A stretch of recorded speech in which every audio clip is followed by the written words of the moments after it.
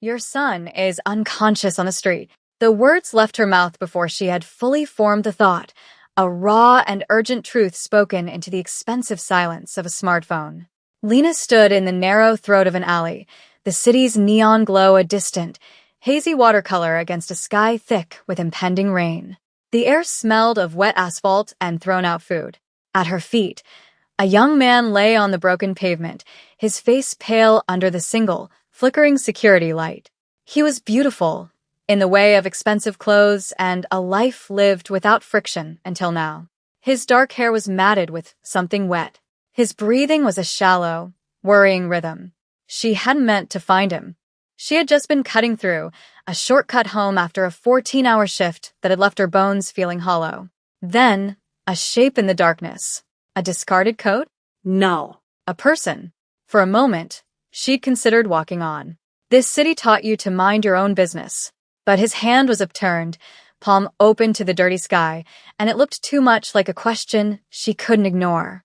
His wallet was gone, but his phone was still in his jacket pocket, a sleek, heavy rectangle of glass and metal. The lock screen was a photo of him with an older man, both of them in sharp suits, unsmiling. She'd found the contact under father. There was no other option. Now, the silence on the other end of the line was heavier than the alley's darkness. It was a weighted, assessing silence. It was not the sound of panic. It was the sound of control. Hello, and welcome. If you're here with us tonight, from your apartment in Seoul, or your dorm room in Chicago, or a quiet house in Nairobi, let us know where you're listening from. We tell stories here. And this one starts in the cold, with a choice.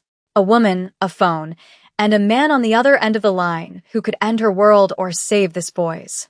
The voice that finally came back was low, perfectly level, and coated in ice. Where?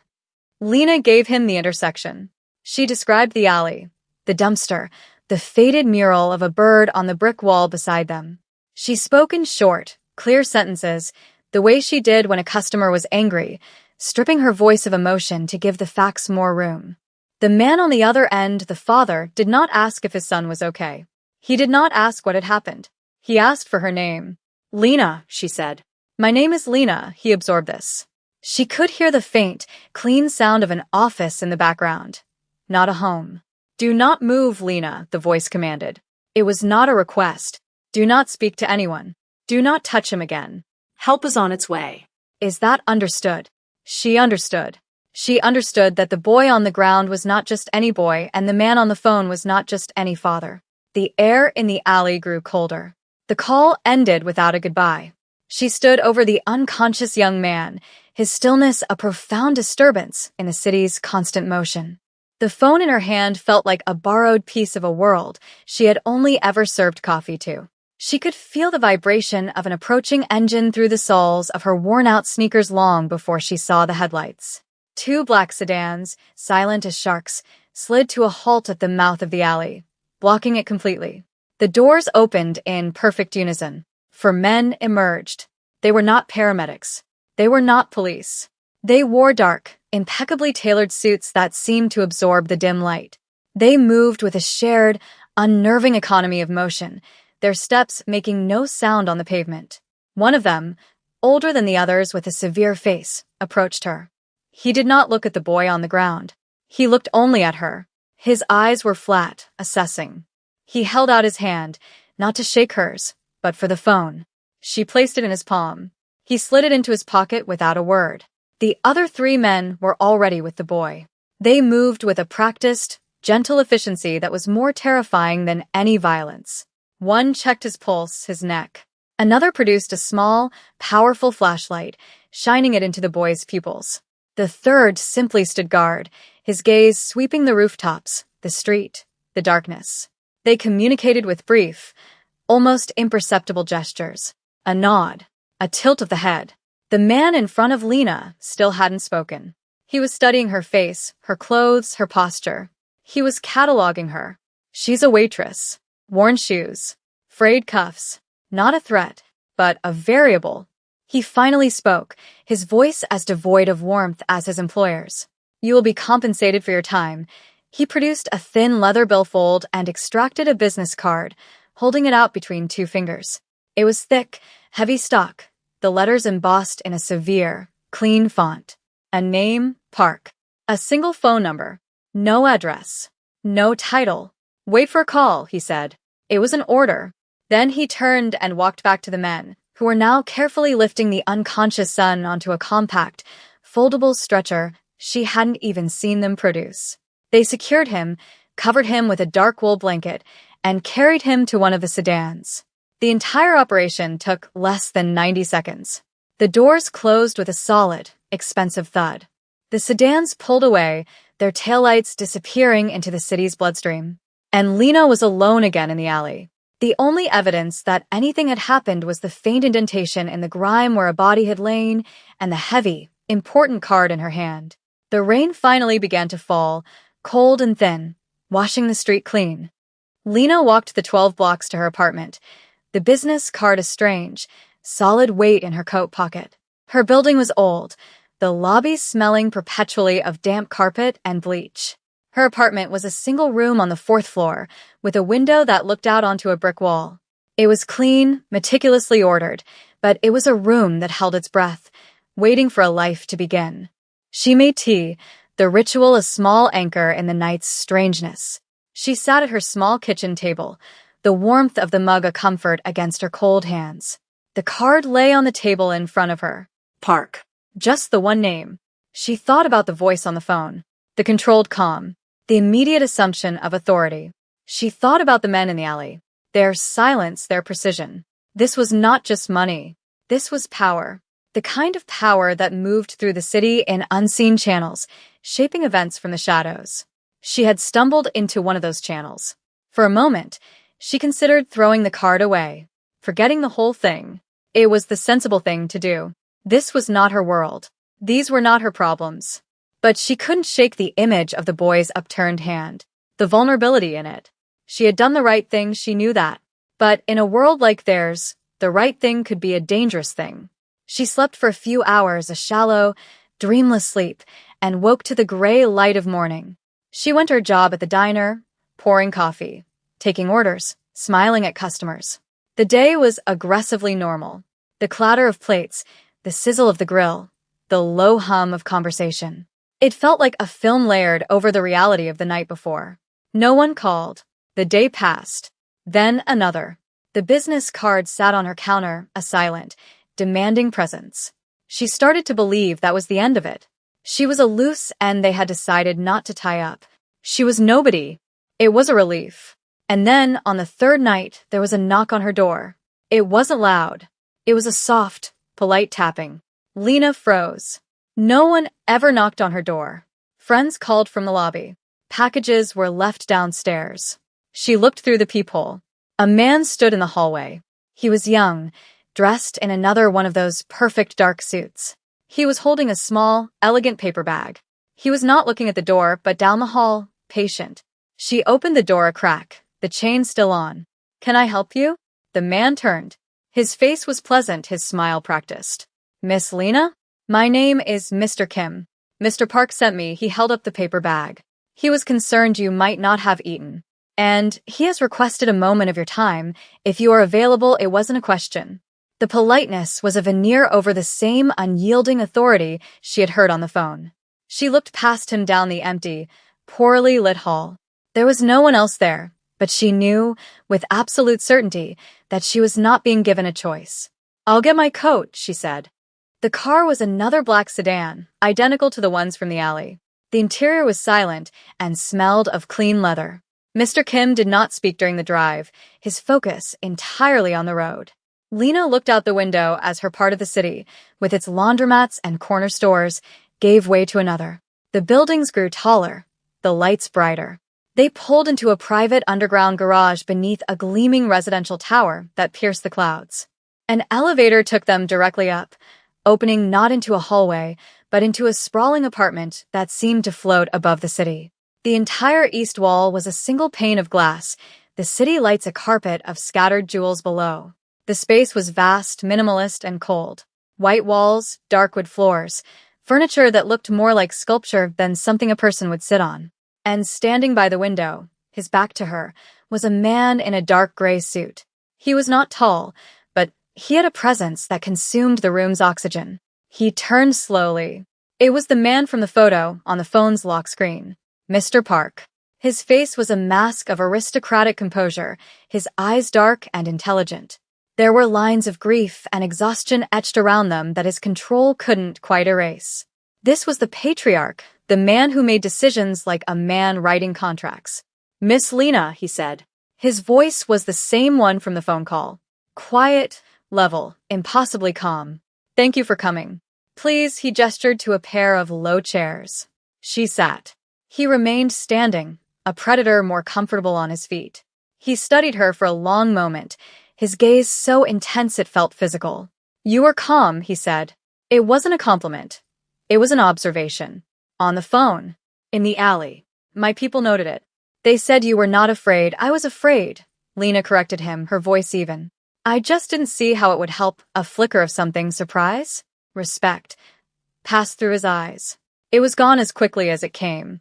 He nodded slowly. "My son's name is Minjun. He will recover. He was fortunate you were there." He paused, letting the silence stretch. "The official report will say it was a robbery." It was not. It was a message sent by someone who believed him to be alone. He moved from the window and sat in the chair opposite her, a subtle shift in the room's power dynamic. He was no longer observing her from a distance. He was engaging. "The doctors have done their part. Now he needs to heal. But our home is not safe. There is a traitor in my organization. Someone close. Someone who knew where Minjun would be." He leaned forward slightly, his eyes locking onto hers.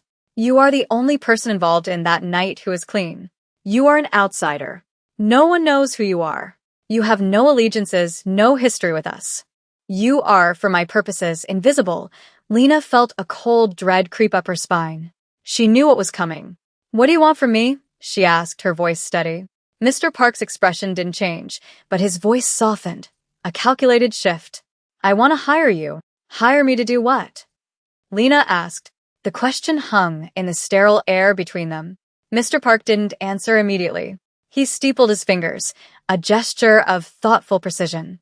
He was choosing his words not for clarity, but for effect. "My son is weak. He is recovering in a private wing of this residence. He is surrounded by my people, by nurses, by family. And one of them is the reason he was in that alley." He looked at her, and for the first time, she saw past the patriarch. She saw the father. A deep, controlled grief that lived behind his eyes. "They all have a role to play. They all have a history. They will see what they expect to see. They will perform their loyalty for me. But you see things as they are. You're a waitress. You spend your days observing people. You know when a smile is real and when it is not. You understand the difference between service and servitude. Am I wrong?" Lena didn't answer. He was not wrong. Her survival depended on her ability to read a room, to anticipate a customer's mood, to know who was trouble before they even spoke. It was a skill honed by years of invisibility, of being the person no one really looks at. "I am asking you to be present," Mr. Park continued, "to sit with my son, to bring him water, to read to him, if he wishes, to be a stranger in the room, and to watch. Watch everyone who comes near him. Listen to what they say and what they do not say. You will report only to me." The audacity of it was breathtaking. He wanted to use her anonymity as a weapon. He wanted to place her, a poor waitress from the other side of town, into the heart of his dangerous world as his eyes and ears. "I'm not a bodyguard," she said, the words plain and honest. "I'm not a spy. I have bodyguards," he replied, a hint of impatience in his tone. "I have spies. I need something else. I need a pair of honest eyes. I will pay you enough to change your life. You will live here. You will be safe. All I ask for is your perception." He named a figure that made the air leave her lungs. It was a number that didn't feel real. It was enough to solve every problem she had, and a dozen she hadn't even thought of yet. But it came at a cost she couldn't calculate. This was a cage, however gilded. A dangerous game where she didn't know the rules or the players. She looked around the vast, empty room. It was the loneliest place she had ever been. She thought of her tiny apartment, her view of a brick wall. This was a different kind of prison. "I can say no." The thought was there, a small, flickering flame. She could stand up, thank him for his time, and asked to be taken home. But then she thought of the alley again. The cold, the boy's face, the feeling that she had been placed there for a reason. Her life was a series of dead ends. This, for all its danger, was a door. Okay, she said. The word was small, but it landed in the room with the weight of a signed contract. Mr. Park nodded once, the transaction complete. The father's grief receded, and the patriarch was back in control. Mr. Kim will show you to your room. We will begin tomorrow. The room she was given was larger than her entire apartment. It was as impersonal as the rest of the penthouse, decorated in shades of gray and cream, with a bed that looked like it had never been slept in. A closet held a rack of new clothes in her size, simple, elegant, and anonymous. They had anticipated her acceptance. The thought was chilling. The next morning, she was led to the west wing of the residence. The atmosphere here was different. Softer. Quieter. The air smelled faintly of antiseptic and lemon.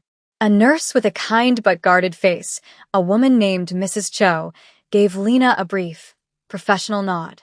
She was then escorted into a large, sunlit room. And there, sitting up in a medical bed, was the boy from the alley. Minhyun. He was awake.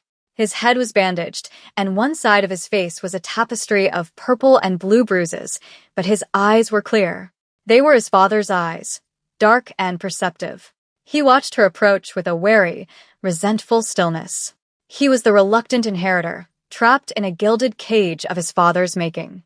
Lena felt a sudden, sharp pang of sympathy. "Hello," she said softly. Her voice sounded too loud in the quiet room. Minjun didn't respond. He just watched her. His armor was already in place.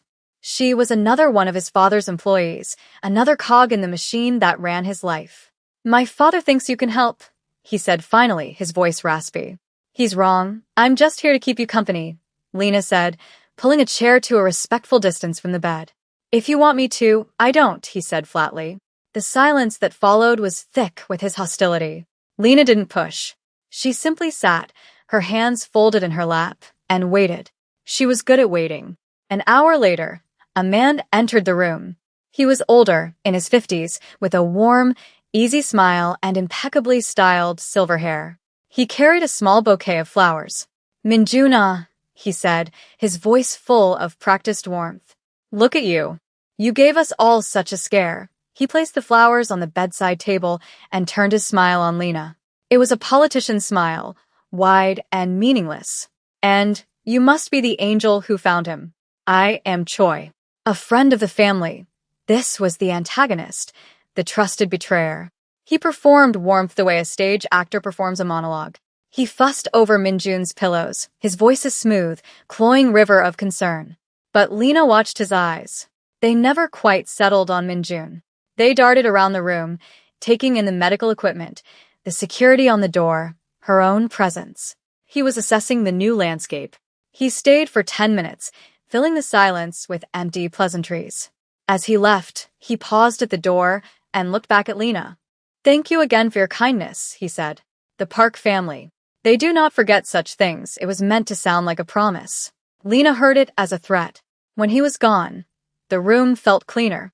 Minjun let out a long, slow breath. He looked at Lena, a flicker of something new in his gaze. "He's been my father's right hand for 20 years, he said, his voice low. "He calls me his nephew." He looked at the flowers on his nightstand as if they were poisonous. "I hate flowers." Days settled into a strange, quiet rhythm. Lena spent most of her time in Minjun's room, a silent presence in the corner. She brought him meals, which he rarely touched. She refilled his water glass. She read, sometimes for hours, from a book of poetry she'd found in the penthouse library. At first, he ignored her completely, staring out the window at the distant, indifferent sky.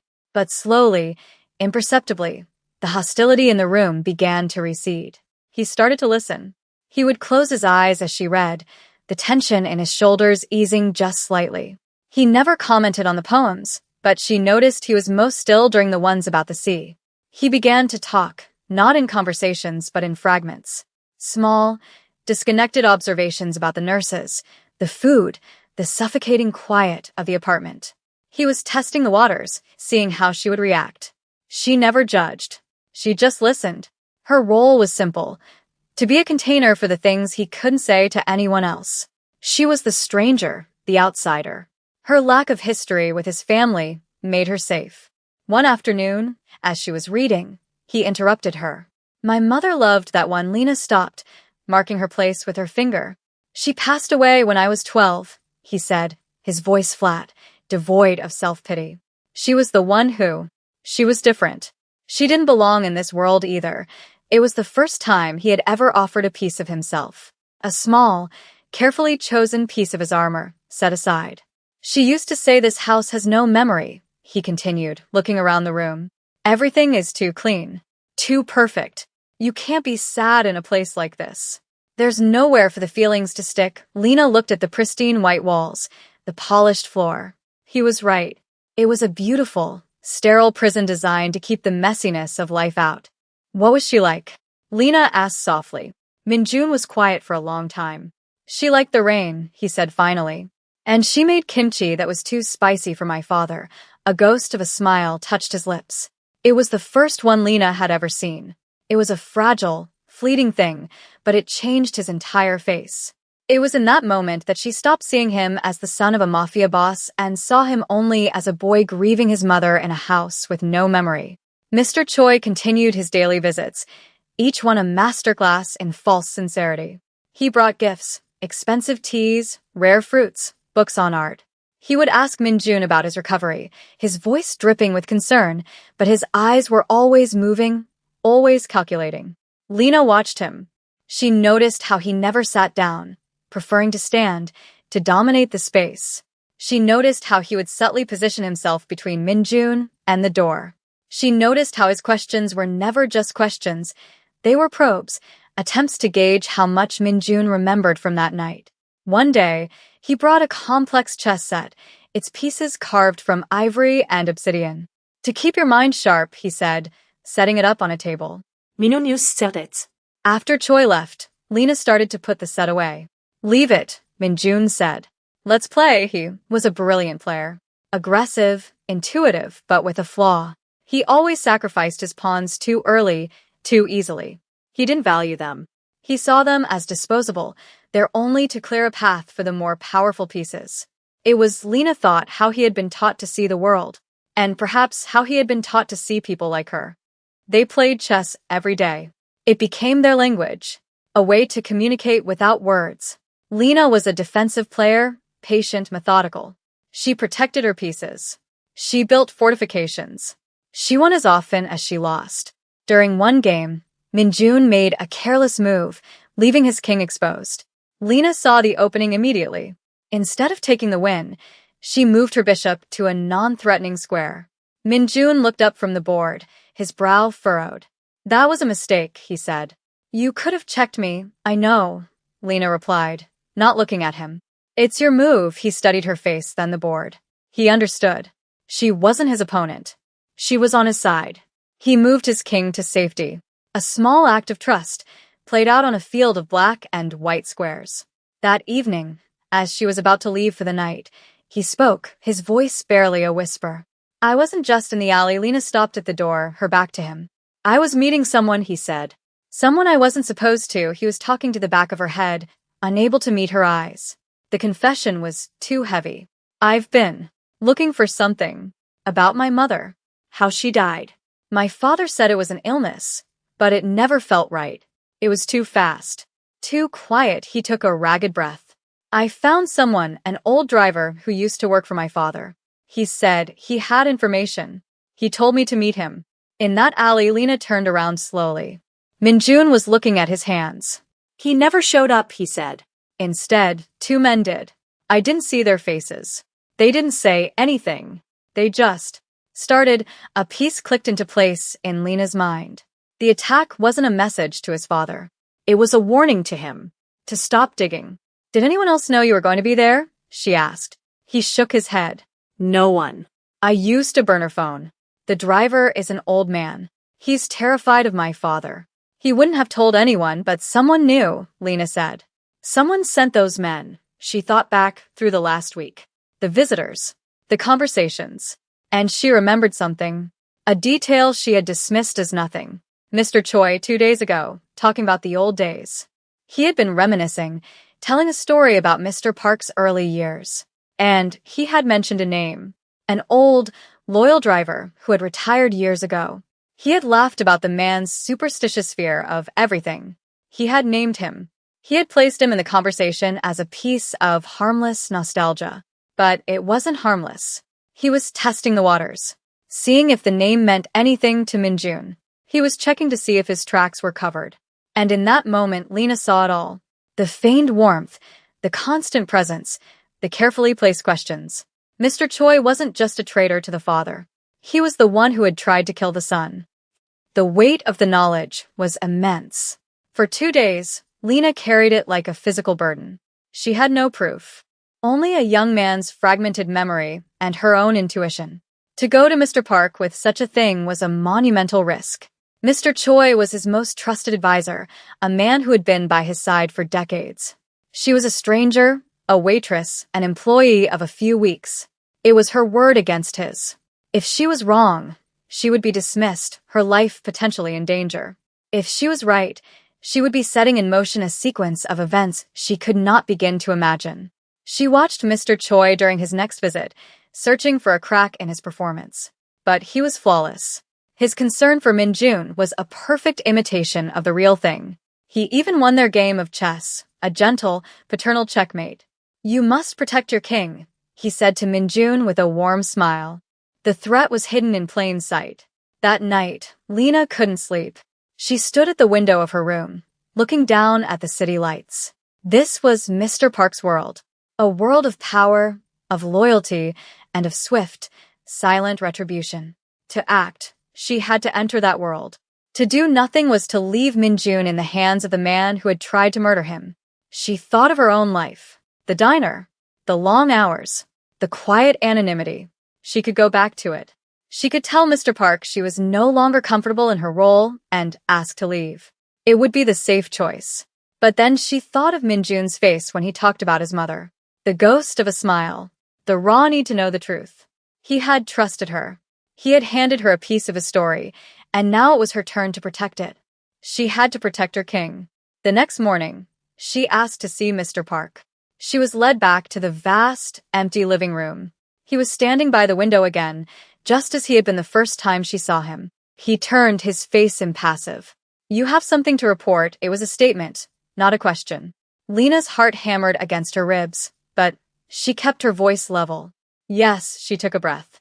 "It's about Mr. Choi." Mr. Park's expression did not change, but a stillness descended on the room, so profound it felt like the pressure before a storm. He did not invite her to sit. He waited. Lena told him everything. She told him about Minjun's search for the truth about his mother. She told him about the planned meeting with the driver in the alley. She told him how Mr. Choi had mentioned the driver's name in casual conversation. She laid out the facts as she saw them, without emotion, without accusation. She presented her perception as evidence. She described the way Choi watched Minjun, the way his warmth never reached his eyes, the way he played chess. She ended with Choi's words from the day before. He told Minjun, "You must protect your king." When she finished, the silence was absolute. Mr. Park stared at her, his dark eyes unreadable. He was weighing her words, assessing her credibility, running 1,000 calculations she couldn't see. She had laid her piece on the board. Now it was his move. He walked slowly toward her until he was standing just a few feet away. He looked not at her, but through her, his mind working. "You understand what you are alleging," he said, his voice dangerously soft. "Yes," she said. "And you have no proof." "No," she admitted. "Only what I've seen. And what your son told me." He was silent for a full minute. Lena didn't dare to breathe. She had done all she could. He turned away from her and walked back to the window, looking down at the city he ruled. "Leave us," he said, not to her, but to the room itself. Mr. Kim, who had been standing silently by the door the entire time, bowed slightly and left, closing the door behind him. Now they were truly alone. "Thank you, Lena," Mr. Park said to the glass. "You have done your job. You may return to your room," and just like that, she was dismissed. Lena spent the next 24 hours in a state of suspended animation. She stayed in her room, waiting. She didn't know if she was waiting for a reward, a dismissal, or something far worse. The quiet of the penthouse was no longer peaceful. It was menacing. Every sound in the hallway made her flinch. She had accused the king's most trusted advisor. There were only two possible outcomes, and both of them terrified her. Late the next afternoon, Mr. Kim knocked on her door. His face was grim, his usual pleasantries gone. "Mr. Park will see you now," he said. He led her not to the living room, but to Mr. Park's private study. It was a room paneled in dark wood, lined with books that looked like they had actually been read. Mr. Park was sitting behind a large, clean desk. He looked older than he had the day before. The lines of grief around his eyes were deeper. Mr. Choi was not there. He would never be there again. "What you suspected was correct," Mr. Park said, his voice heavy with a weariness that went beyond fatigue. Choi was compromised. He was stealing from me for years. He believed Min Jun's investigation into his mother's death would eventually lead to him. The attack in the alley was a desperate act of self-preservation. He didn't elaborate on how he had confirmed this, or what had become of Mr. Choi. He didn't have to. The finality was in his tone. The problem had been solved, written out of the ledger in red ink. "You have done this family a great service," he said, sliding a thick envelope across the desk. "More than the sum we agreed upon. It is enough for you to start a new life. Anywhere you wish." Lena looked at the envelope. It represented an end to all her worries. A clean slate. A future she could never have dreamed of. She pushed it back across the desk. "That's not necessary," she said. "Our original agreement is more than enough." Mr. Park looked at her, truly looked at her for the first time. He saw not an employee, not a tool, but a woman of quiet, unshakable integrity. A pawn who had crossed the entire board. "Why?" he asked, the question genuine. "Because you hired me to watch," she said simply. Not to be a part of it. A long silence passed between them. He nodded slowly, a gesture of profound, weary respect. "My son has asked to see you," he said, changing the subject. She found Min Jun not in his medical bed, but sitting in a chair by the window, dressed in his own clothes. He was still bruised, still recovering, but he looked different. Lighter. The armor was gone. "My father told me," he said as she entered. "Everything." He turned from the window to face her. "He also told me the truth about my mother. Choi was responsible. It was poison, made to look like a heart attack. He did it because she found out he was stealing." The words were delivered with a calm that was more heartbreaking than tears. He had his truth, and it was devastating. "Thank you," he said. The words were simple, but they held the weight of everything that had passed between them. The alley. The chess games. The shared silence. "For what it's worth," he added, a small, sad smile on his face, "you would have been a terrible pawn. You're a queen." Lena stayed for another week, until Min Jun was stronger. They didn't talk about what had happened. They talked about books and the sea, and kimchi that was too spicy. Their friendship was a strange, quiet thing, forged in crisis and defined by all the things they would never need to say. On her last day, Mr. Park met her at the elevator. He handed her the original envelope and a small, velvet box. "For your perception," he said. Inside was a single, perfect pearl on a delicate chain. It was a quiet, elegant piece. Something a queen would wear. As the elevator doors closed, she saw him not as a mafia boss, but as a father, standing alone in his vast, empty kingdom. She never saw them again. She took the money and moved to a small town on the coast. She bought a small house with a view of the water and opened a bookstore. Her life was quiet. It was normal. But she was not the same woman who had taken a shortcut through an alley. She had walked through a dangerous world and emerged not just unscathed, but more herself. Sometimes, on nights when the rain was falling, she would stand at her window, look out at the dark, churning sea, and think of a boy in a house with no memory and a game of chess that had changed everything.